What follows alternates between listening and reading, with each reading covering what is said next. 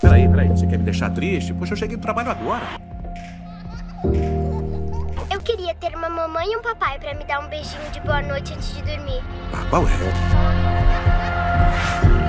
O passatempo favorito da Liz é bater a porta na nossa casa. Não é minha mãe!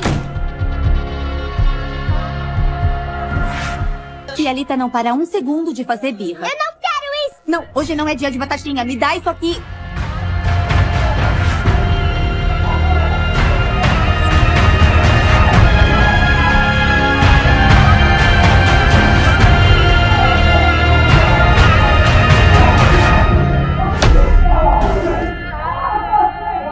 Muito boa tarde.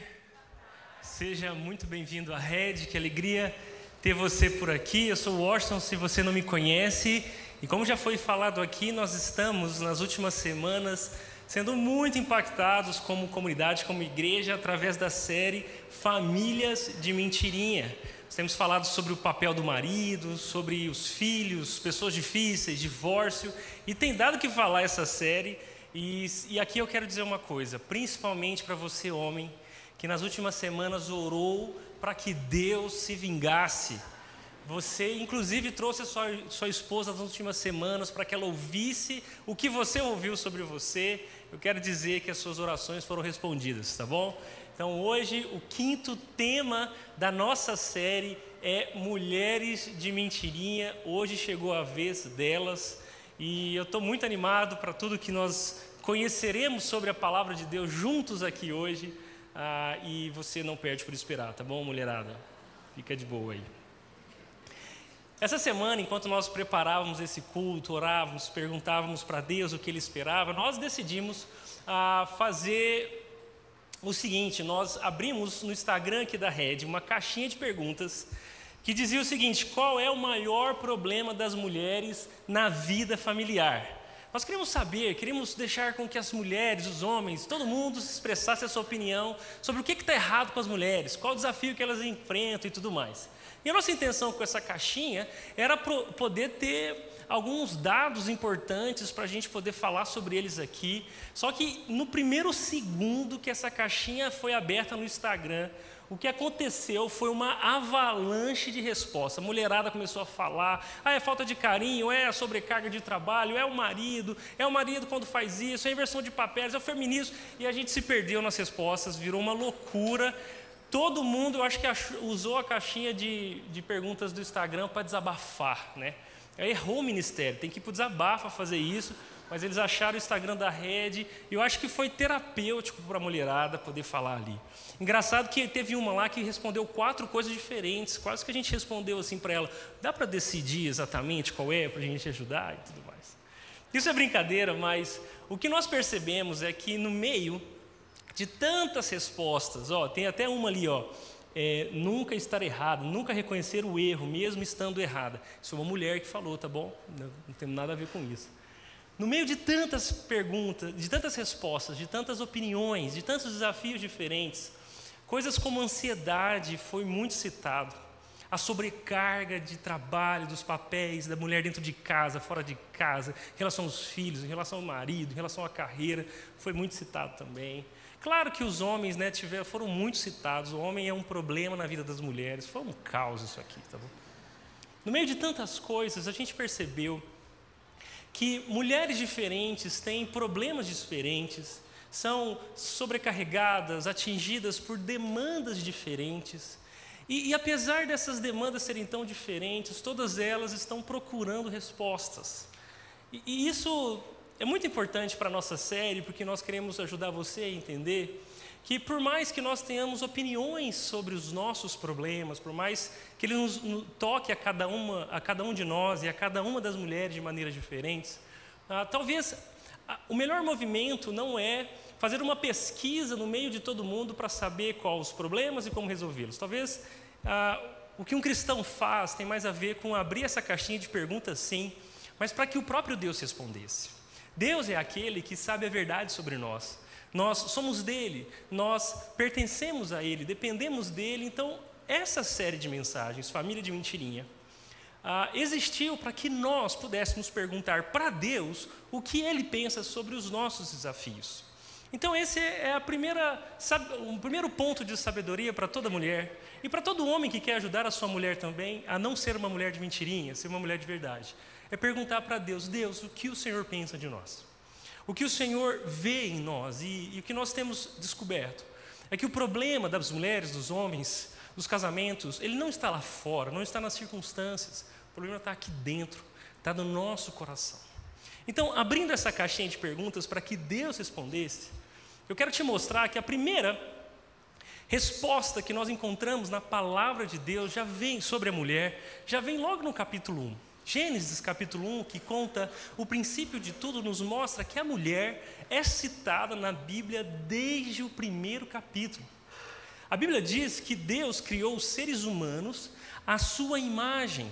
Deus criou cada um dos seres humanos como um espelho de quem Ele é. Deus criou os seres humanos à sua imagem e a imagem de Deus o criou. Homem e mulher os criou. Talvez esse versículo é tão comum, talvez você já ouviu tantas vezes, que o significado e a implicação disso te passou desapercebido, ainda mais para você, mulher. Porque quando a Bíblia nos conta que a mulher e o homem foram criados para serem parecidos com Deus, para conhecer a Deus e torná-lo conhecido, a Bíblia nos mostra que Deus tem um propósito específico, tanto para a masculinidade, quanto para a feminilidade. Deus criou homem e mulher para que juntos eles sejam a humanidade. Isso é tão importante porque a sociedade só será tudo aquilo que Deus a criou para ser, quando homem e mulheres darem as suas mãos para construírem uma sociedade que glorifique o nome dele. Homens e mulheres, então, não são só complementares, não devem ser só colaboradores na instância do casamento. Pelo contrário, quando nós olhamos para trás na história humana e vemos um gênero oprimindo o outro, isso não é o que Deus sonhou. Quando nós olhamos para o futuro da humanidade, nós não deveríamos esperar que um outro gênero sobreponha ao primeiro e faça melhor do que o outro, porque não, a sociedade foi criada para florescer a unidade e diversidade que fazem parte do próprio Deus. É isso que a Bíblia diz, que homem e mulher foram criados para se corresponderem, para serem complementares, para colaborarem juntos, um com o outro, não mais um nem mais o outro, para o bem da sociedade, para a glória de Deus. Isso está além do casamento. E é muito comum nós falarmos sobre mulher e homem na esfera do casamento. Nós vamos conversar muito sobre isso ainda hoje. Mas o que eu quero te mostrar é que a relação de homem e mulher, ela transcende o casamento. E que ninguém, inclusive, encontrará o seu lugar no mundo olhando para dentro de si mesmo, mas, na verdade, conhecendo a diferença do outro. Quando nós não reconhecemos as distinções entre homem e mulher, nós sempre estaremos confusos sobre o papel que cada um tem dentro de uma família, de um casamento e até na sociedade. É olhando para o outro que nós entendemos quem nós somos. É sabendo o que o outro não é ou o que o outro é que eu entendo quem eu sou e quem eu não sou. E isso também se aplica a homens e mulheres. Mas esse casal, ou essa humanidade que foi criada perfeita, a Bíblia nos diz que quando o Senhor declarou, não é bom que o homem, aqui o homem, masculino, macho, não é bom que o homem esteja só, farei para ele alguém que o auxilie e corresponda. Deus está, desde o primeiro momento, onde Ele cria a mulher, reconhecendo que o homem não pode andar sozinho. Isso não é a resposta de Deus só para a solidão do homem, ou só para a solidão da mulher. Mas, na verdade, essa é a resposta de Deus para como Ele quer que homem e mulher trabalhem juntos para a sociedade. Até mesmo pensando numa família, quando homem e mulher estão juntos, a Bíblia diz que Deus criou o homem para ser um líder no seu casamento. Dentro de casa, o papel de liderança pertence ao homem. E essa liderança foi criada por Deus para ser uma proteção para o casamento, para tornar a mulher mais florescida nos propósitos de Deus. O homem, então, foi criado para liderar a mulher de maneira amorosa e servil dentro do casamento. E a mulher, por sua vez, tem como função estabelecida por Deus ser submissa de maneira respeitável e inteligente. Nós vamos conversar mais sobre isso ao longo dessa tarde, mas o que eu quero dizer é que o plano de Deus Não é uma distinção de valor entre homem e mulher. Como se ser o líder é ser mais importante, é ser mais valioso, mais digno, e ser a auxiliadora é um papel secundário na história. Pelo contrário, nós somos homem e mulher essencialmente iguais, mas para os propósitos de Deus nós precisamos cumprir papéis diferentes. Como em qualquer dupla, como em qualquer empresa, como em qualquer time, todos são importantes, mas todos não podem fazer a mesma coisa. E assim, dentro do casamento, liderança amorosa e submissão respeitável é o plano de Deus para as relações entre homem e mulher. Aqui está o plano de Deus para o casamento. Aqui está a coisa mais importante que eu e você precisamos entender hoje. Deus tem um plano perfeito para homens e mulheres, seja na família, seja fora dela, corresponderem um ao outro e fazerem uma sociedade florescer, cheia da riqueza das contribuições masculinas e femininas para ela. Porém, olha o que a Sharon James diz, eu gosto de citar isso, que ela fala o seguinte: Deus não criou a mulher simplesmente porque o homem estava sozinho, embora isso fosse evidente. Deus criou a mulher para completar o homem, para amar com ele, para trabalhar com ele, dominar com ele, viver com ele, procriar com ele e lutar ao lado dele. Ela era uma portadora feminina da imagem de Deus nessa união misteriosa chamada casamento. Muitas pessoas vão olhar para a perspectiva cristã sobre homem e mulher e vão dizer o seguinte: a mulher não encontra o seu valor em comparação com o homem. Na verdade, a mulher encontra o seu valor olhando para si mesma, para os seus talentos, para aquilo que ela pode construir e conquistar na vida. E eu quero dizer, ei, vai com calma. Porque Deus criou homens e mulheres para encontrarem os seus papéis na comparação de funções. Quando o homem olha para a mulher, ele entende melhor o que é ser homem. Quando a mulher olha para o homem, ela pode entender melhor o que é ser mulher. Mas quando homens e mulheres não olham para fora e olham para dentro, eles estarão para sempre confusos. É por isso que quando a Sharon James está dizendo que a mulher foi feita com o homem para trabalhar com ele, é porque quando nós temos o outro como referência, nós entendemos melhor onde estamos. E aqui eu quero te mostrar que a mulher foi criada para colaborar com o homem para colaborar com a mulher, até que o pior episódio da história humana aconteceu. Gênesis capítulo 3 diz que a mulher viu aquela árvore que era linda e que o seu fruto parecia delicioso e desejou a sabedoria que ele daria. Assim, a mulher tomou do fruto que Deus disse para não comer, ela decidiu desobedecer a Deus e comeu do fruto. Depois ela deu ao marido que estava com ela e ele também comeu. Os problemas das mulheres não começam lá fora, começam aqui dentro, porque desde que Adão e Eva comeram da desobediência diante de Deus, eles plantaram nos seus corações uma outra maneira de pensar, uma outra maneira de entender a Deus e o outro. E aqui nascem todos os problemas do ser humano. É no pecado que está dentro do nosso coração, que milita contra o outro, que nós temos os nossos maiores problemas. É isso que Deus mostra para Adão e Eva quando constata as consequências do pecado dela. Olha o que Deus disse para Eva. Ele falou assim, farei mais intensas, como consequência do pecado natural, farei mais intensas as dores de sua gravidez e com dor você dará à luz. Se você já teve um parto normal e quis xingar alguém, xingue a Eva, tá bom? A culpa é toda dela. Mulherada teve as dores do parto multiplicadas, porque não só o parto, mas como também a missão de gerar uma nova geração por conta do pecado, agora estava amaldiçoado pelo pecado. Gerar um filho e legar o evangelho nas próximas gerações seria muito mais difícil do que era para ser por conta do pecado. E aí Deus diz, o seu desejo, o desejo da mulher será para o seu marido e ele a dominará. E aqui a guerra dos sexos começa. Talvez a melhor tradução para essa palavra, o seu desejo será para o seu marido, na verdade não é exatamente para, mas poderia ser contra. O seu desejo agora, mulher, que você conheceu o pecado, agora que o seu coração é mau, o seu desejo será contra o seu marido e ele a dominará. De um lado, então, nós temos uma mulher que agora, tendenciosamente, sempre olha para o seu marido, sempre olha para o homem, querendo controlá-lo. E agora é o momento que você, marido, balança a cabeça com veemência, tem a liberdade para fazer isso, tá bom?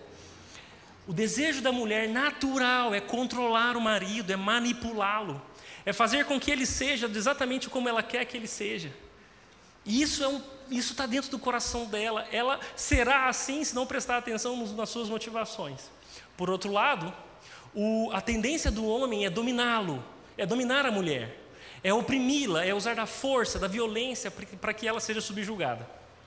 Aqui moram os nossos problemas. É aqui que as nossas famílias começam a viver de mentirinha. Eu concordo com a Thaís e com a Lindsay quando elas dizem o seguinte nesse livro Empoderadas, que você até encontra aqui na Redbook. Diz assim, por causa da desobediência, a consequência do pecado da mulher foi que o seu desejo seria contra o seu marido. Por isso, no que diz respeito à natureza pecaminosa da mulher, ela olhará para o seu marido como um opositor. Terá um desejo contrário ao dele. Essa força propulsora surge como fruto do pecado. É quando a mulher trava guerras contra o homem, enxerga-o como inimigo, não confia nele, compete com ele, tira-lhe a autoridade dentro de casa, torna-se insatisfeita por ele ser como é. E elas terminam dizendo, uma mulher que tem seu desejo contra o seu marido, quer assumir o controle, quer sua vontade sobre a dele. Por mais que a esposa ame seu marido, ela perceberá esses impulsos carnais conflitando dentro dela. Eu queria te dizer que o problema entre homens e mulheres começam dentro do coração deles e dela. E por isso, mulher, o seu problema começa dentro do seu coração. Existe essa tendência de militância um contra o outro. E a resposta que nós queremos responder, a pergunta que nós queremos responder hoje é: que tipo de mulher, então, Deus te criou para ser? Diante desse universo tão complexo que é o universo feminino, que tipo de mulher Deus criou você para ser? E deixa eu falar uma coisa. O universo feminino é tão complexo, as questões são tamanhas e inacabáveis, que para responder essa pergunta, hoje eu vou precisar de ajuda, tá bom? Então, eu quero chamar aqui a Laís e a Thaís, porque elas vão me ajudar a entender o universo feminino e a gente poder te ajudar a responder essa pergunta. Por favor, uma salva de palmas para essas duas aqui, a Laís e a Thaís.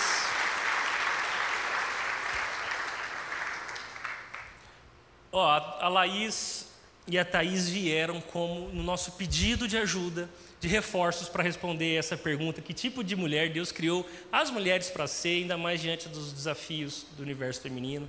Então, eu estou aliviado, porque se você achar ruim com alguém, ache com elas do que vem pela frente, tá bom?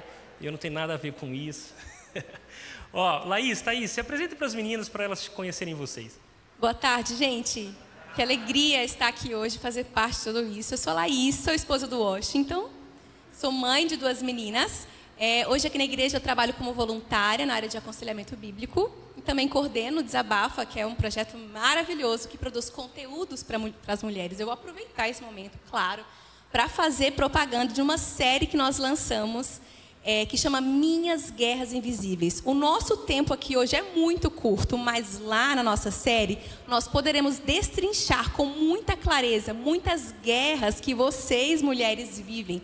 Essa semana falaremos sobre imoralidade sexual, pornografia e uma série de outras coisas. Então, assim, não deixe de assistir. Tudo que você precisa, nós falaremos lá. E tenho certeza que vai ser muito edificante para você. Oi, gente. Meu nome é Thaís. Eu sou esposa do João. Sou a mãe do Tito e do Theo. E é uma alegria estar aqui também com vocês.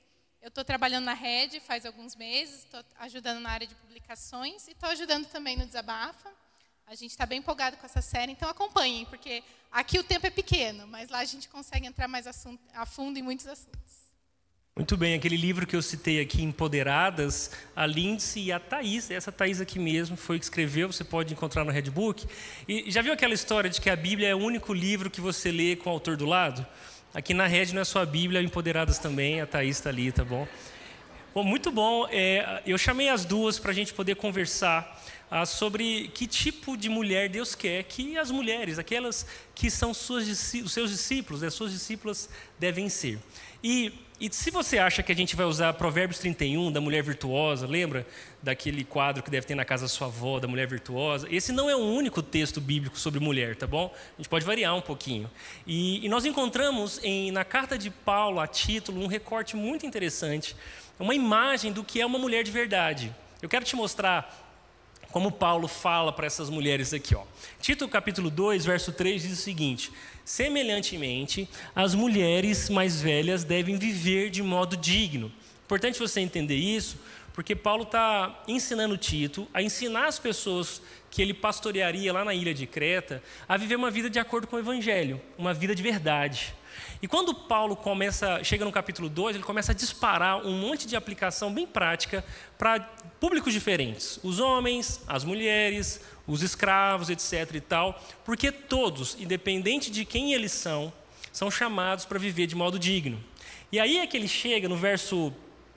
E aí é que ele nos mostra 5 marcas de uma mulher de verdade, a partir aqui do verso 3 em diante. E eu quero ler com vocês, as meninas vão me ajudar a expor esse texto e te ajudar a aplicar na sua vida. Ele diz assim, ó: não devem ser caluniadoras, nem beber vinho em excesso. Antes, devem ensinar o que é bom. As mulheres mais velhas devem instruir as mulheres mais jovens a amar o marido e os seus filhos, a viver com sabedoria e pureza, a trabalhar no lar, a fazer o bem e a ser submissas ao marido. Assim, não envergonharão a palavra de Deus. Então, daqui em diante, nós vamos olhar para esse texto, para essa imagem dessa mulher de verdade, que Paulo nos dá em Tito, e descobrirmos e aprendermos sobre 5 marcas de uma mulher de verdade, tá bom? A primeira marca é que ela não deve ser caluniadora. Nós entendemos que isso seria sabedoria no falar. E, por favor, meninas, como é que se dá isso? Como é o desafio de uma mulher ser sábia no falar, não sendo caluniadora ou não falando mal das outras? Isso faz parte do universo feminino mesmo ou não? Em um pouco. Bom, desafio, né? Vamos lá. A calúnia, ela faz mais parte do dia a dia do que a gente pode ter dimensão, perceber. Você pode caluniar a mulher na sua mente, ou então, no pior dos casos, também compartilhando com veneninhos correndo no canto da boca aqui com alguém, com alguma amiga. Nós caluniamos por qual motivo? Eu queria que vocês pensassem um pouco comigo aqui agora. Nós caluniamos quando alguém fala algo que nós não concordamos, quando alguém não age conforme o nosso padrão, quando nós temos certa expectativa, então elas são frustradas. Existem várias circunstâncias, né, que surgem aí e potencializam esse pecado no nosso coração. Inveja, né? Às vezes a gente tem inveja de uma mulher pelo que ela tem, ou por algum dom, alguma capacidade, beleza. E a gente fica tentando achar algum defeito, né? Comenta com a amiga, assim, de leve. Então, quanto mais nós amarmos a Deus, mais nós teremos facilidade, ou mais será natural no nosso coração, mais nosso coração estará inclinado em amar as pessoas, mas a maneira com que nós tratamos as pessoas, pelo modo que nós falamos delas na frente ou nas costas, revela onde está o nosso coração, revela a podridão e o estado do nosso coração. E a calúnia precisa ser um motivo de muita vergonha.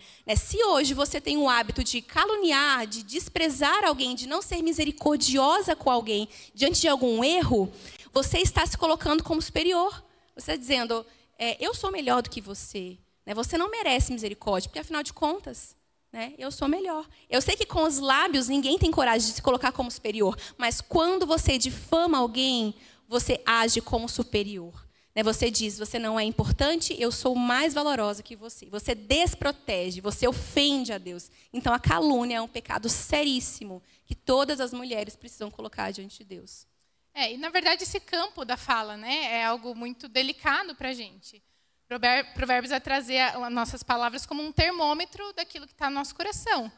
A gente gosta muito de falar, ou então de estar certa e de expor a nossa opinião e de falar o que a gente acha que deveria ser, mas se a gente fala do jeito errado, a gente também está errando. Né? Se a gente vai criticar uma situação dentro de casa, criticar o marido, mas se a gente coloca nossas palavras de uma forma errada, com a motivação errada, com o sentimento errado, também está errado. Então, acho que passar um filtro na nossa mente, né? Poxa, o que eu vou falar é necessário? O que eu vou falar vai edificar quem está ouvindo? Né? Convém dizer nesse momento, acho que é esse termômetro que a gente precisa trazer para as nossas palavras, para que aquilo que eu falo possa edificar e cuidar dos outros também. E existe a premissa falsa que diz, mas é verdade, né? Eu estou falando alguma mentira? Não, então eu estou falando a verdade, então eu posso falar. Não, não pode. A Bíblia fala que o modo com que nós falamos também é muito importante. Você falou com Deus antes de falar com a pessoa? Você colocou aquilo diante do Senhor? Um exemplo rapidinho também, que infelizmente faz muito parte do dia a dia das mulheres, é maldizer os maridos. Não, falar imagina. mal dos maridos. Que absurdo, será? Eu não faço isso, tá bom? É importante, daqui em adiante, qualquer exemplo, né, nós somos casados, então qualquer exemplo é mera ilustração, tá bom? Tem nada a ver com o que acontece lá em casa. Vou até falar assim, ó, falar mal do marido às vezes. Bom, se for no âmbito de aconselhamento, não tem problema, né? A gente se aconselha o tempo inteiro com as amigas, é verdade? É aconselhamento. Mas, gente, que eu vejo um hábito terrível das mulheres de exporem o próprio marido, descerem a lenha nos maridos. E o marido nem sabe o que está acontecendo. Quando às vezes né? o marido nem sabe o que se passa. Então, meu Deus, você abre o teu coração para a mulher, fala o que tem que falar do seu marido, sendo que, coitado, ele nem faz ideia no que passa no seu coração. Então, saiba que se você age assim, você está sendo injusta com ele. Muito injusta com ele. E mais, você desprotege a imagem dele. Então, isso é um erro muito grave. Amém. Concordo. Muito bom. Ó, nós temos 5 marcas de uma mulher de verdade. E eu estou me segurando para não fazer umas piadas aqui, tá bom? Enquanto a gente conversa. Mas é muito importante... aquilo que eu disse mais cedo, né? Que homem e mulher foram criados à imagem de Deus... também é justificativa para que a gente cuide da imagem do outro por meio daquilo que a gente fala. Porque se o outro, independente do que ele faz, de certo ou errado, é a imagem de Deus, então a minha opinião sobre ele, ou a opinião que eu formo nos outros sobre o sujeito com quem eu falo, Deus deveria concordar. Porque, afinal de contas, pecador ou não, certo ou errado, o outro é a imagem de Deus. Então, se nós nos protegermos da maneira com que falamos uns dos outros, Deus é glorificado. Mas quando nós desprotegemos a imagem um do outro, nos comentários, sejam os mais ingênuos, sejam os mais maliciosos, é Deus ou é a palavra de Deus que está sendo envergonhada. Né? Então, essa primeira marca é muito importante para uma mulher que quer glorificar a Deus. A segunda marca que Paulo nos ensina aqui em Tito é que ela não deve beber vinho em excesso. Nós estamos chamando isso de sobriedade. A mulher deve ser sóbria. E aqui é interessante porque ele está usando vinho aqui. E como exatamente uma mulher pode ser sóbria? Como que ela experimenta esse tipo de desafio na vida? Acho que a gente pode entender, né? Porque quando se bebe vinho em excesso, a gente perde o autocontrole. E se a gente for buscar nessa perspectiva, a Bíblia vai falar muito sobre autocontrole. Né? A vontade de Deus é um aspecto do fruto do Espírito, inclusive. Então, quando eu estou autocontrolada, é um bom sinal, né? Um bom fruto de que o Espírito de Deus está agindo em mim.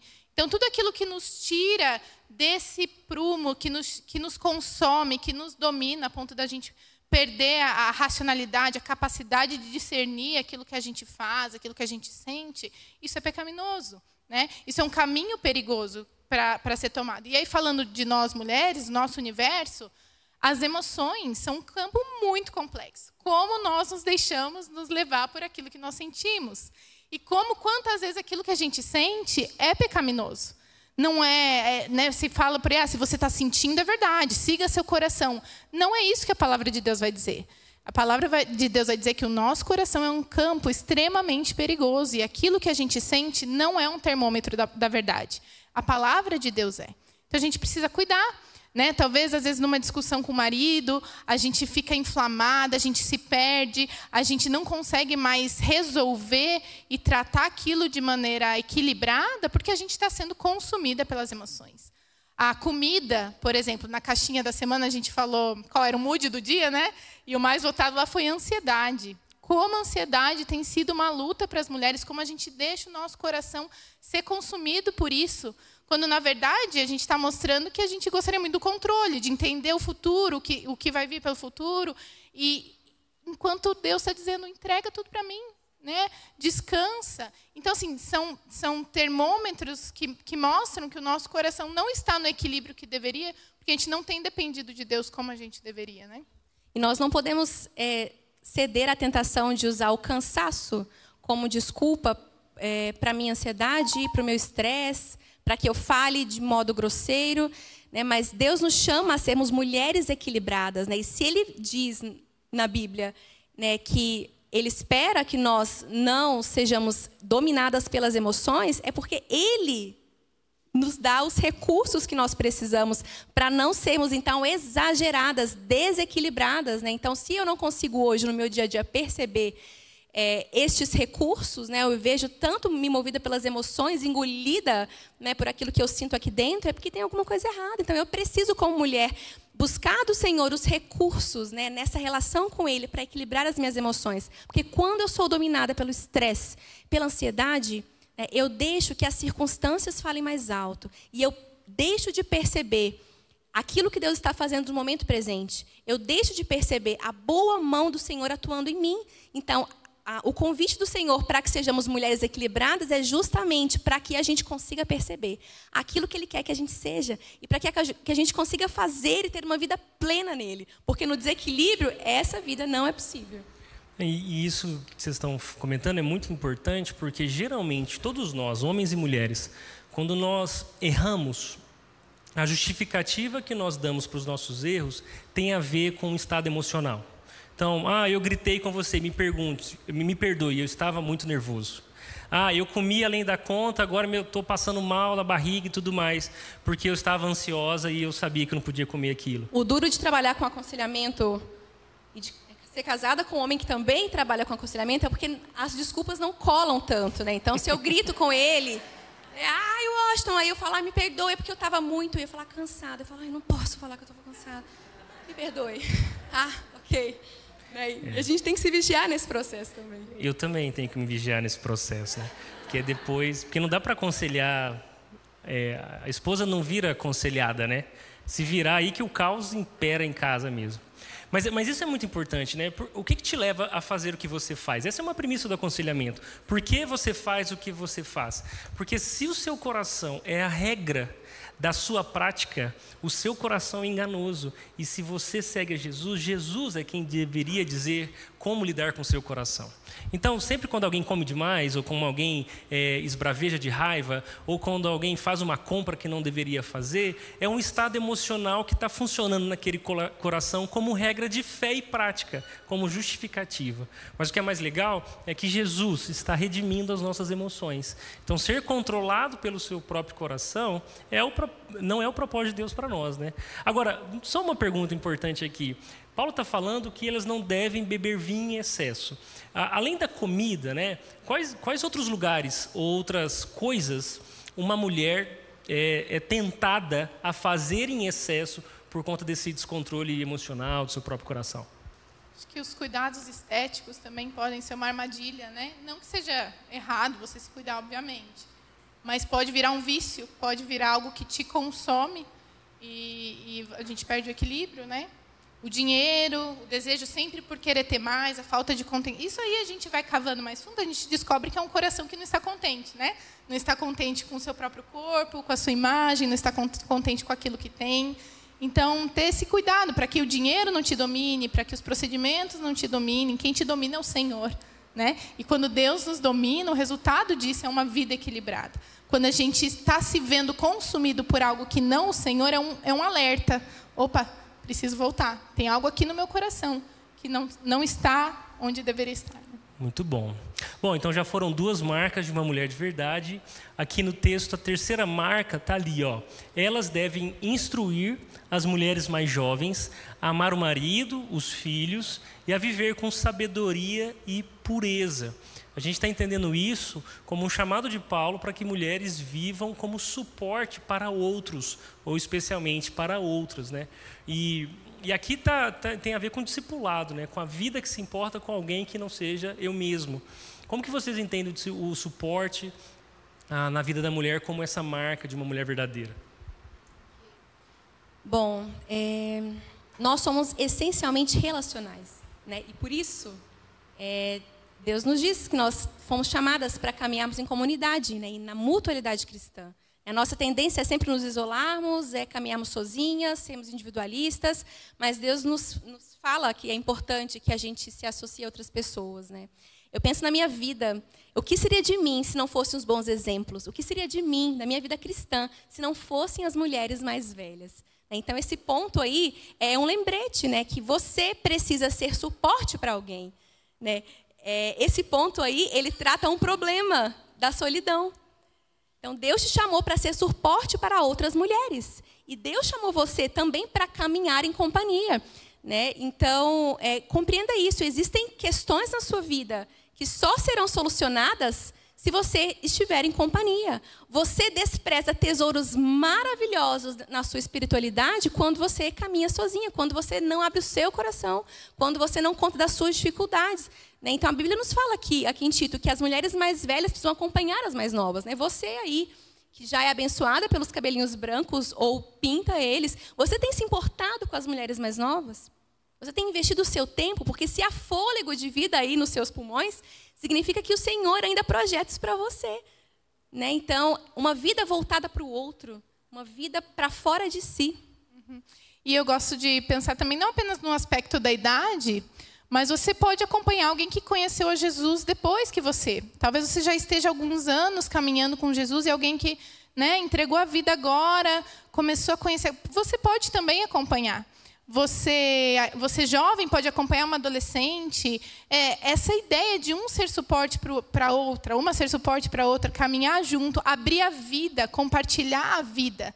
Acho que em termos de mundo, a gente caminha para uma sociedade cada vez mais individualista e isso é extremamente perigoso e solitário, né? É o oposto do que a palavra de Deus diz. A palavra diz, vamos compartilhar vida, vamos, né, abrir o nosso coração, deixar outros entrarem. Nesse sentido também, algo que aconteceu lá na nossa família, meu marido gosta muito de receber pessoas. Ele vem do interior, isso é muito comum. E eu vim de uma cidade maior, então não é tão comum assim. E eu sempre pensava no quanto custava, não no quanto valia. E eu pensava, meu Deus, mas eu vou ter que arrumar casa, eu vou ter que pensar em comida, mas tem que ser uma comida boa, não pode ser qualquer coisa, não sei o quê. E eu comecei a entender, com a ajuda dele, né, de olhar pela perspectiva do valor. O quanto vale você abrir a sua casa para que haja vida ali, para receber outras pessoas em quem você invista, com quem você possa caminhar junto e apontar para Jesus e crescer com Jesus. Então, assim, a casa não precisa estar impecável. A comida é aquilo que você tem, você partilha do que você tem, mas algo de muito mais valor pode acontecer ali, que é esse investimento de uma vida em outra vida. E juntos crescermos com Jesus. A gente perde muito a bênção de crescer, né? De abençoar e ser abençoado com outros testemunhos, outras histórias, quando a gente se fecha. Mas, então, Deus trabalha no nosso coração de modo único também, quando a gente topa esse processo de caminhar com outras mulheres. E Hebreus vai dizer, né, que esse movimento de um em direção ao outro nos ajuda, inclusive, contra o endurecimento do nosso coração por causa do pecado. Então, olha que importante, né? Você caminhar junto com outras pessoas que amem a Jesus te ajudam a não ser endurecido pelo pecado, porque todos nós estamos sujeitos a isso, né? E aqui na nossa igreja, a gente tem uma série de movimentos muito orgânicos que vêm como resposta a essa necessidade de mulheres cuidarem uma das outras, né? Primeiro, nós temos o PG, né? Então, que nós temos a oportunidade de acompanhar mulheres e de compartilhar a vida com mulheres. É um processo que a igreja dá como presente para a gente. E outros movimentos orgânicos que acontecem também aqui, por exemplo, né, Unidas, uma iniciativa da nossa Samara, da nossa amiga querida, foi percebendo a necessidade que as mães tinham de se conectarem. Hoje, Unidas é um movimento enorme que consegue levar a palavra de Deus e trazer acolhimento para muitas mulheres. Temos a jornada também, que acompanha mulheres mais velhas, enfim, velhas não, me perdoe as mulheres mais velhas, Meu Deus, eu me enquadro nisso aí. As mulheres 35+, elas se encontram em cafezinhos, elas discutem temas importantes e acontece de maneira maravilhosa. E mais, você também pode se dispor a começar um grupo de maneira orgânica. Então, se você está aí de braço cruzado e fala, eu também queria. Se você está vendo uma necessidade, seja você a resposta, né, para a necessidade. Exatamente. Deus quer falar isso com você hoje. E foi muito legal vocês citarem isso, porque... bom, para quem está aqui há muito tempo na Rede, para quem está chegando também, essa é uma pergunta recorrente, né? A Rede tem Ministério de Mulheres? Ah, não tem não. Por que não tem? Deveria ter. E essa pergunta, ela é recorrente e o comentário de vocês me faz perceber o quanto que eu acho que as decisões que nós estamos tomando como igreja já estão dando bons frutos. Porque a Rede decidiu desenhar um processo de crescimento espiritual que se concentrasse no que é essencial. Então, o que uma mulher precisa para crescer com Jesus, né? O que uma mulher precisa para amadurecer na fé? Ela precisa de cultuar a Deus, ela precisa de ter vida em comunidade e ela precisa encontrar boas oportunidades de servir e ser encorajada nisso. Isso é indiscutível, é obviamente bíblico, esses três elementos funcionando juntos. No culto, a gente cultua a Deus. Nos pequenos grupos, é o lugar para que esses relacionamentos acontecessem. E o voluntariado oferece as oportunidades para o serviço. Mas por que, então, a Rede não tem um Ministério de Mulheres? Eu quero esclarecer para algumas o porquê que nós decidimos isso. Porque, ao invés de irmos pelo lado de institucionalizar todas as respostas que um ser humano precisa em ministérios, em uma organização que tenha liderança, calendário, conteúdo, etc., nós, na verdade, estamos investindo em intencionalidade. Ao invés de institucionalizar respostas, nós queremos ensinar mulheres a amarem tanto a Jesus e amarem tanto umas às outras, que elas não precisarão de organizações ou instituições como o Ministério de Mulheres para fazer isso acontecer. E tem sido muito legal, porque os movimentos que você citou, Unida, Jornada e tantos outros que nem têm nome, são exatamente a decisão de mulheres que olharam para o lado, perceberam necessidades, perceberam a oportunidade de cuidar de alguém e não esperaram ninguém para serem respostas para essas outras mulheres.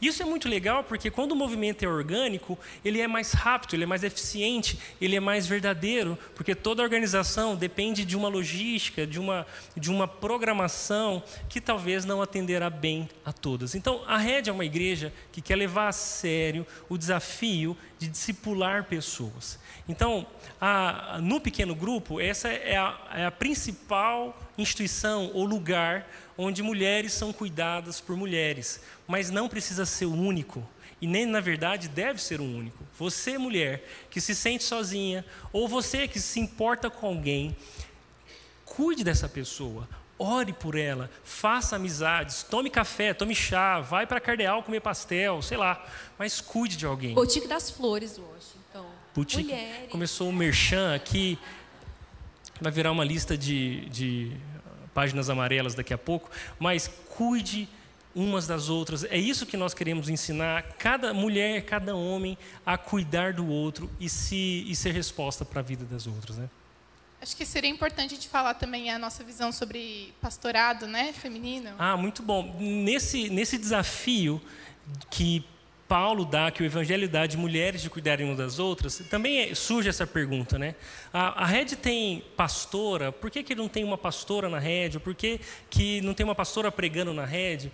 E isso faz parte da cultura evangélica de maneira geral, né? Talvez você conheça uma pastora, e inclusive eu acho que eu estou falando para algumas que já foram ordenadas ao ministério pastoral em outras comunidades. Aqui com certeza não é o lugar, nem temos tempo o suficiente para esgotar essa questão. O Red College é um lugar para isso, ou qualquer conversa que a gente pode ter com quem tiver dúvida, mas nós entendemos que Deus distribuiu dons de maneira indistinta, e inclusive indistintamente em termos de gênero, para as pessoas. Inclusive, o dom pastoral não é algo que pertence a um homem, né? Eu estou diante de duas pessoas aqui, a Laís e a Thaís, que comprovadamente foram chamadas por Deus para pastorear mulheres. Tem o dom pastoral, porque são voltadas ao cuidado, que são voltadas à ministração, e isso é muito nítido, isso é fácil de reconhecer. Porém, no Novo Testamento, a leitura que a Red faz dessa questão do ministério oficial pastoral é que Deus quis organizar a igreja tendo homens como oficialmente líderes do rebanho. De alguma forma, Deus quis desenhar na igreja uma imagem que correspondesse ou ensinasse como deve ser dentro de casa. Quando dentro de casa Deus estabeleceu o homem como líder e a mulher como auxiliadora, na igreja também existe essa mesma relação proporcional ou correspondente. Então a leitura que a nossa igreja faz do ministério pastoral é que o ofício pastoral ele está confiado a homens dentro da comunidade e que mulheres também pastoreiam a comunidade, mas não de maneira oficial, como presbíteros ou pastores fazem isso de maneira oficial. Isso não significa que se você foi ordenada pastor em uma outra comunidade, agora faz parte da rede, que isso invalida o dom que você recebeu de Deus, a paixão e os talentos que Ele confiou a você. Mas o que a Rede entende como uma maneira mais bíblica de organizar o funcionamento da nossa comunidade, olhando para o Novo Testamento, é que ao homem pertence o ofício pastoral e a mulher pode servir indistintamente ao ofício. Essa é a maneira como a gente lê o Novo Testamento e lê o ministério pastoral. Ok? Muito bom, então já falamos de 3 marcas e agora a gente vai para a reta final, onde a 4ª marca dessa mulher de verdade é que ela deve trabalhar no lar e ensinar as mulheres a trabalhar no lar e a fazer o bem. Isso é o que nós estamos chamando de serviço. A 4ª marca da mulher de verdade é o serviço. Vamos lá. Esse trechinho aí, né, se a gente lê sem uma cautela maior, pode trazer provocar revolta, vai. Estou tentando polir as palavras, mas é isso aí. Gente, o versículo não está dizendo que mulheres não podem trabalhar fora de casa, tá? Não é isso que o texto está dizendo. Mas o que ele está dizendo é que nós, mulheres, precisamos cuidar para que nós não estejamos super ocupadas fora de casa, a ponto de que as demandas de fora nos consumam e a gente não consiga olhar para o nosso lar como um ministério primeiro das nossas vidas. Servir por amor dentro do lar é uma escola de Deus nas nossas vidas. É um lugar onde a gente realmente tem o nosso coração orgulhoso exposto. A gente não nasce aprendendo a amar, né? O amor com o qual a gente nasce é um amor egoísta, aquele amor que ama quando tira algum proveito. O amar em direção ao outro, de forma altruísta, sem esperar retorno, este amor a gente só consegue aprender do próprio Deus. E o lar, o servir dentro do lar, é esse ambiente didático do Senhor, onde nós temos a oportunidade de aprender isso. E certa vez eu li uma frase de um livro que mexeu muito com o meu coração. Ela diz assim: o amor escondido despedaça o ego. O que essa frase quer dizer? Sabe aquilo que você faz e ninguém vê? Sabe aquelas vezes que você levantou de madrugada, às vezes seu marido nem viu que você levantou? Sabe aquelas coisas, aquilo que você limpou e alguém já foi lá logo em seguida e sujou? Enfim, as opções são muitas. Eu sei que você, mulher, entende o que eu estou falando. Sabe aquilo que você fez em direção ao cuidado da sua casa, ou ao cuidado dos seus filhos, do seu marido, e ninguém mais viu? Isso despedaça o nosso ego. Isso nos ensina o caminho da humildade, que é o caminho que o próprio Jesus veio nos ensinar. E o que a gente vê aí fora é mulheres desesperadas por se livrar do trabalho do lar, ou por competir no serviço do lar. Ah, não, ele tem que fazer o tanto quanto eu faço. Quando, na verdade, a gente precisava aprender. Deus deu uma sensibilidade especial para nós, um trato especial em relação a olhar para o nosso lar. Provérbios vai dizer que a mulher sábia edifica a sua casa. Por que a Bíblia não fala isso do homem? Fala só da mulher. Porque Deus nos deu essa sensibilidade especial. Eu não estou dizendo que o homem não pode ajudar. Pode e deve, né? Mas essa ideia do gerenciar, do olhar, do delegar, do ensinar o seu filho a servir a sua casa também, a também ter as tarefas dele, pedir ajuda do seu marido, pedir com amor, esse trato especial com o lar foi dado a nós. Para quê? Para que a gente proporcione um ambiente de paz, de harmonia, um ambiente organizado, também onde se possa acontecer a profundidade dos relacionamentos e o crescimento com Deus. Então, servir o lar é algo espiritual. Claro que você pode ter ajuda, você pode pagar para alguém te ajudar, mas não perca algumas oportunidades preciosas que o Senhor nos dá nesse servir ao lar com amor por amor, para a glória de Deus. Esse lance do serviço, me vem à mente que ele traz muito em nós a questão da comparação e também da competição entre as mulheres, e se dá muito também na rede social. Então, como é um serviço muito no secreto, em que eu não ganho elogios em muitos momentos, e não sou reconhecida em muitos momentos, Qualquer coisa eu sento no meio ali. Né? Porque muitas coisas eu faço, o Washington não faz a mínima ideia que eu faço, e tudo bem, é a vida real, é assim. E o que acontece? Na rede social, Os a exemplos gente são faz... hipotéticos, né? Continuam sendo. Não, é só para impactar. Entendi. E na rede social, o que acontece? Eu vejo muitas mulheres, e, gente, é muito feio isso. Com uma necessidade tão grande de mostrar o dia a dia, e tudo que eu faço eu preciso postar, porque eu preciso que alguém olhe para mim e fale, uau, meu Deus, quanta coisa você faz. Né? A gente precisa avaliar o porquê que nós realmente buscamos com tanta força esse reconhecimento.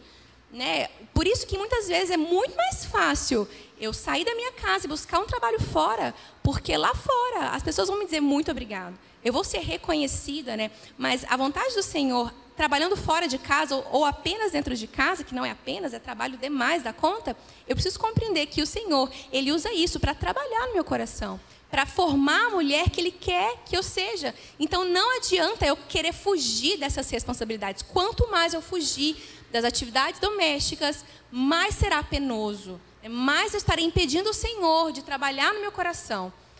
E a competição acontece também através do serviço na relação de homem e mulher. Por quê? Porque nós queremos que os sujeitos ao nosso lado sejam como nós.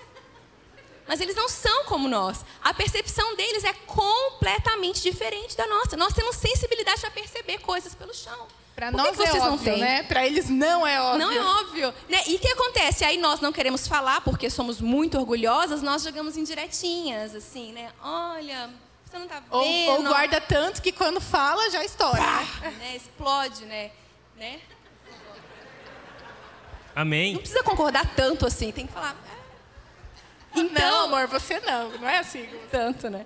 Então, nós temos que usar as nossas habilidades e percepções para imprimir no outro essas percepções também, com paciência, com amor.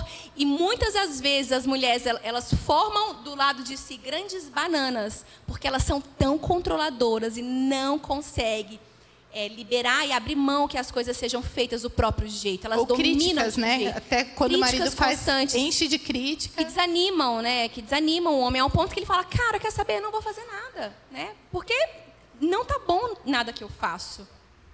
É interessante vocês entrarem nesse assunto, porque a última marca de uma mulher de verdade é essa palavra que é um palavrão para muitas pessoas, né? A Bíblia diz, e ensine essas mulheres a serem submissas ao marido.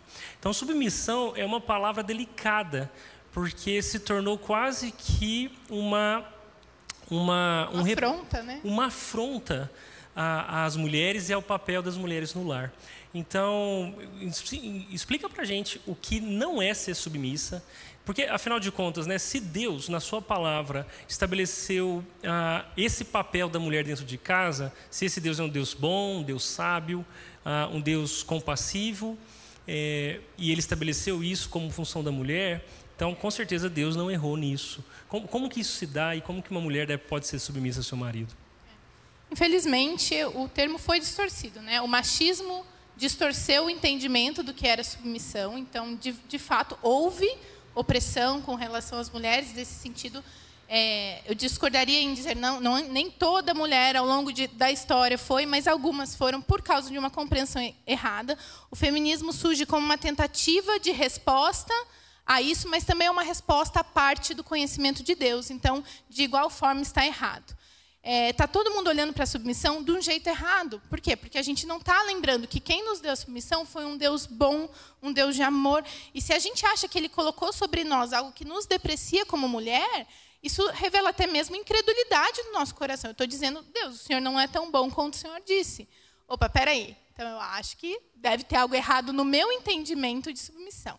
Vamos lá, gente. Submissão não é a mulher ser capacho, não é obediência, não é ter que pedir permissão ao marido, não é uma posição de inferioridade, né? Quando Deus estabeleceu os papéis, que o Washington mencionou no começo, há uma hierarquia funcional, mas o pecado distorceu isso para uma hierarquia de valor.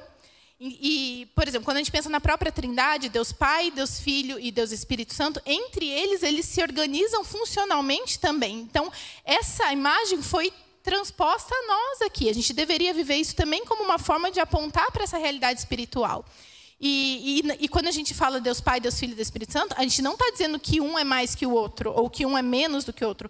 Deus é um só, Deus é Deus todo-poderoso, mas é Deus Pai, Deus Filho e Deus Espírito Santo. Essa ideia a gente precisa trazer quando a gente entende os papéis. Deus nos deu funções diferentes, mas elas não são em termos de valor, não são em termos de essência. O fato de nós nos submetermos à liderança do marido, que deve ser servil, sacrificial, né, e amorosa, não nos torna depreciadas, não nos torna menores, ou não nos torna fracas, muito pelo contrário.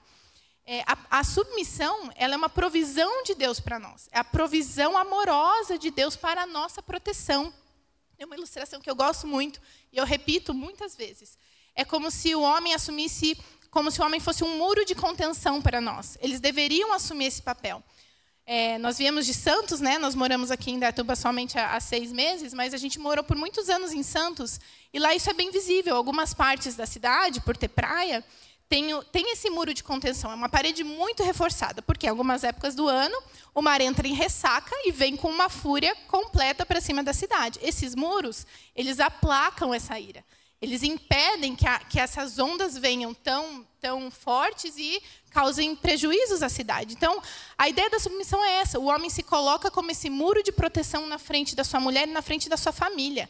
Ele diz assim, deixa comigo, eu vou aguentar o tranco para que as ondas não batam forte em você, né? As dificuldades da vida, as circunstâncias difíceis, e a gente sabe quantas circunstâncias difíceis cada um aqui provavelmente passa. A ideia é que o homem se levante e que se coloque como esse muro de proteção, para que apenas alguns respingos caiam sobre a sua mulher.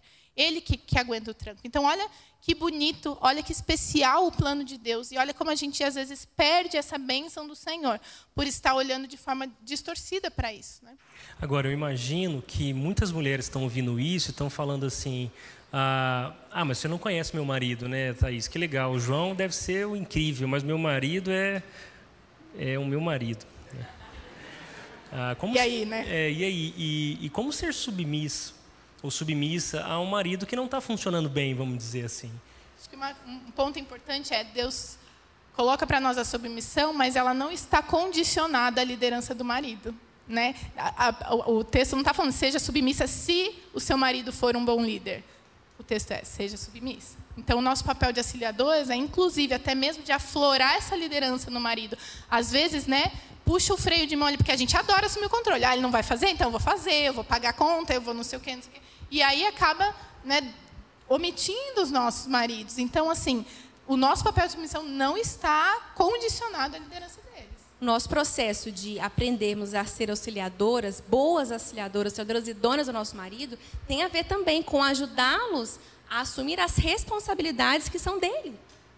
Né? Então, de incentivá-los a assumirem responsabilidade, a serem homens de verdade em todo esse processo. Né? E quanto mais nós assumimos esse papel, né, que não nos compete, mais sobrecarregada nós ficamos, mais estressada nós ficamos, porque os nossos afazeres diários já são suficientes para nos engolir. Ainda mais carregar um fardo da liderança da família. Né? E cá entre nós, eu acho que para nós é um privilégio sermos lideradas, porque é uma bucha sem fim.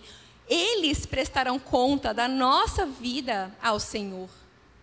É mostrar, né, que você valoriza a opinião, que você escuta o que ele diz. No momento de tomar uma decisão, expõe assim o seu ponto de vista com amor, mas deixa que ele tome a frente. Submissão não tem a ver com não tomar decisões junto do marido. Pelo contrário, né, lá em casa nós tomamos sempre as decisões juntos. Né? Cada um com sua perspectiva vai agregando. Ele fez alguma cara estranha? Não. Aí tem que falar, não. E outra coisa, se por um acaso você olha então para esse cara e fala, olha, como eu não respeito e não admiro, como eu vou me submeter a ele, né? Eu queria te falar. E um recado para as solteiras daqui a pouco também. Ore pelo seu marido. Não seja omissa ao ponto de não dizer para ele, tem alguma coisa errada aqui, não está funcionando direito, eu não me sinto segura, né? Eu preciso que você seja mais firme. Então, mulher, ser auxiliadora é dizer a verdade para o seu marido quando as coisas não funcionam.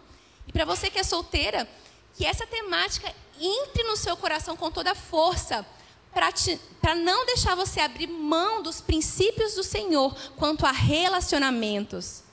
Porque esse cara que você está, ou esse cara que você vislumbra, tem que ser alguém que você tenha alegria em submeter, em alegria em abraçar a liderança. Então, muitas mulheres hoje também estão sofrendo porque não abraçaram os princípios do Senhor. E hoje precisam lidar com uma bucha enorme. E o Senhor provê graça para isso também. E nesse sentido, eu acho que essas 5 marcas de uma mulher de verdade, elas são um resumo de como uma mulher pode, em Cristo, encontrar o seu valor dentro de casa, o seu papel dentro de casa. São só 5 marcas. Se a gente for vasculhar a Bíblia, nós enxergaríamos muitas outras.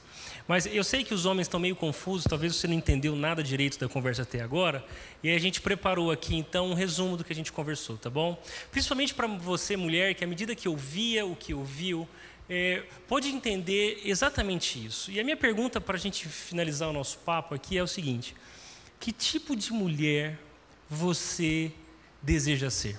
Qual escolha você faz hoje diante desse ideal de Deus? Porque, de um lado, nós temos essa mulher que é sábia no falar, essa mulher que é sóbria, que vive como um suporte para outras, que vive servindo a Deus e ao mundo e também colabora como uma auxiliadora idônea dentro de casa. Essa é a mulher plena. A gente achou uma fotinha bonita de uma mulher feliz, plena. Mas, por outro lado, o contrário disso é exatamente uma mulher que funciona para competir, que vive exagerando, que pensa mais em si, que é egoísta e que impõe a sua maneira de pensar e de agir dentro de casa. A pergunta é: você, mulher, que mulher você deseja ser? Porque, olhando para o padrão de Deus, olhando para esse ideal, eu entendo, meninas, que talvez tem mulheres aqui que olham para tudo que vocês falaram e o sentimento não é de encorajamento, não é de dizer, uau, agora eu descobri o que eu precisava, vou sair daqui feliz. Pelo contrário, diante do padrão de Deus, do ideal de Deus, é normal que, se você entender o que foi dito aqui, o seu coração gema de dor, dizendo: como é possível viver assim? E essa é a pergunta que eu quero projetar para a gente terminar. É realmente possível ser uma mulher assim? Como que mulheres fracas, que pecam, que erram, que fraquejam, que se deram conta ao longo dessa série, que tomaram decisões erradas ao longo da vida, como ser essa mulher? E a boa notícia é porque talvez aquelas mulheres que leram a carta de Paulo a Tito também sentiram isso. Eu não sou capaz. É difícil demais viver assim. E Paulo, sensível a isso, está respondendo a esse anseio, dizendo: realmente, não é possível para uma mulher como você ser assim, ser essa mulher de verdade. Mas a resposta, e a boa notícia de Paulo, é que ele diz no versículo 11: pois a graça de Deus foi revelada e a todos traz salvação. Sabe qual é a boa notícia para você? A boa notícia é que Jesus é tudo o que você precisa para ser quem Ele te criou para ser. As forças, o recurso, a sabedoria, a graça que você precisa para ser essa mulher de verdade não estão dentro de você, não está na educação que você recebeu, está em Jesus. Ele é a verdadeira resposta. Na verdade, se nós olharmos com calma para o texto bíblico, o que nós vamos ver é esse Jesus que se importou tanto com mulheres que as enxergou.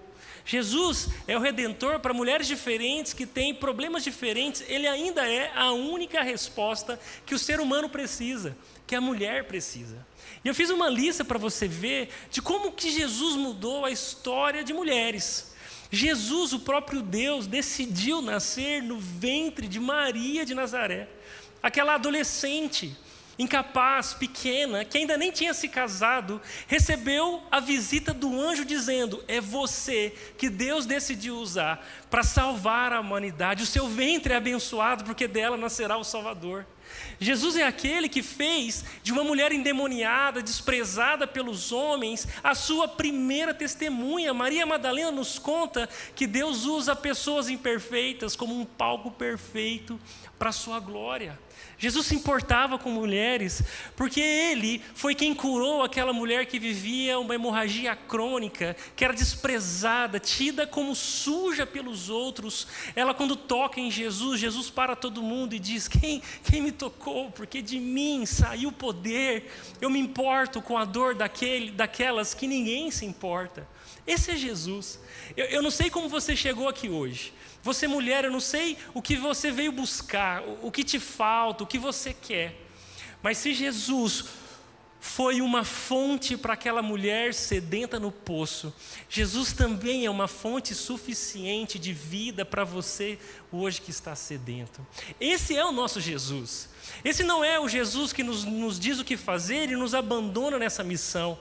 Pelo contrário, Jesus é o seu Redentor. Jesus se importa com você.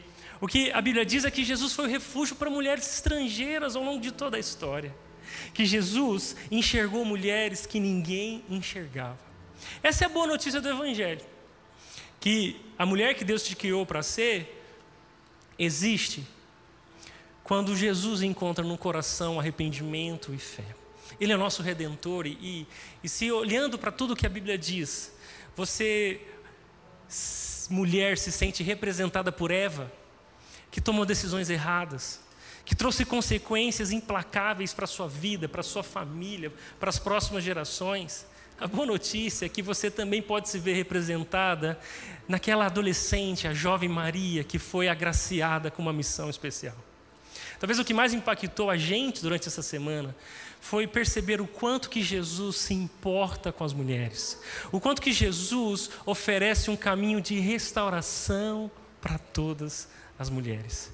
E nós vamos encerrar essa tarde juntos aqui, exatamente diante desse Jesus que é restaurador. Então, Thaís, Laís, obrigado por compartilhar como Jesus tem transformado a vida de vocês e como Ele também quer transformar a vida de cada uma das mulheres que estão aqui.